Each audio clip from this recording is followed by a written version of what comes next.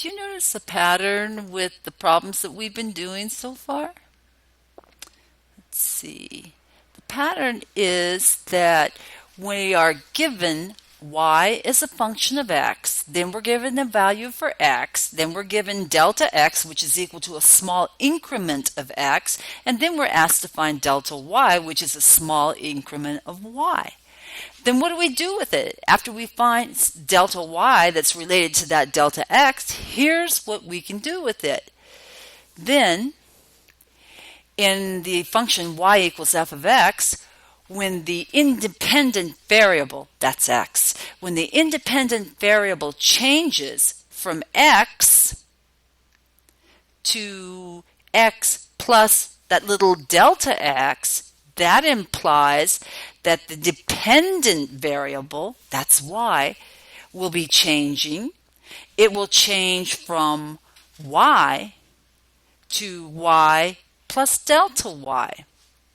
Keep that in mind for this problem. Example, use differentials to approximate y equals the square root of an ugly number. Y equals the square root of 25.2. Now, I couldn't do that without a calculator. We're going to figure a way to do that without a calculator using differentials. Here's our solution. Well, if x were equal to 25, life would be wonderful, right? Because if x were equal to 25, then f of x would be super easy to evaluate.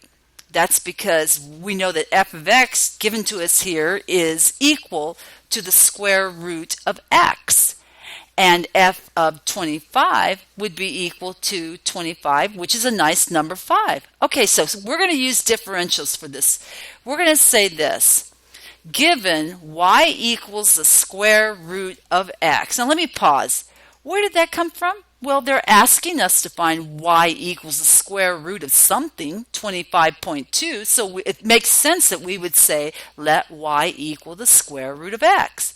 Then let x equal that nice sweet 25 that's so easy to calculate, and then delta x will be 0.2. Why is that?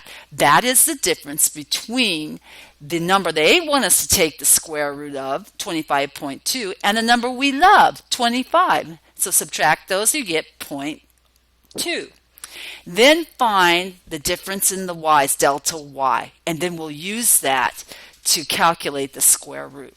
Okay, we're going to approximate with delta x is approximately the differential dx and dy is approximately delta y. We know that dy is defined to be f prime of x dx. So let's evaluate f prime of x as 1/2 x to the minus 1/2, and then we have the dx. So that simplifies to 1/2 times the square root of x times dx. Now substitute just like we did before. X equals 25 and dx is approximately delta x, which we have as equal to 0.2. Plug those into your dy. You get 1/2 times the square root of 25 times the dx, which is 0.2. Simplified, you get 0.2/10, which simplifies to 0.02. That implies that dy is equal to 0.02. Okay, now back at the top, see this big star? This is what we did when we were finished. Let's apply that here.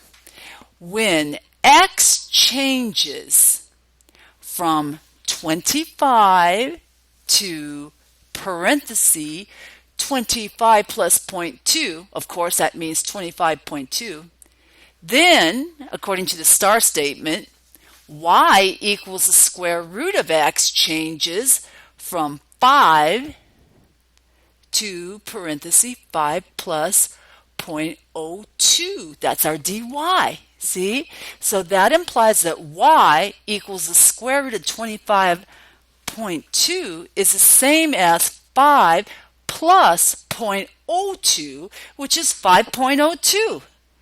Okay, now you're going to have to think about this. This is actually so cool to be able to calculate the square root of a crazy number by choosing a simple value for x that is easy to evaluate the function at, and then calculating delta x, the difference between the x value you choose and the x value they want you to use, and then do the procedure that we've been doing all along.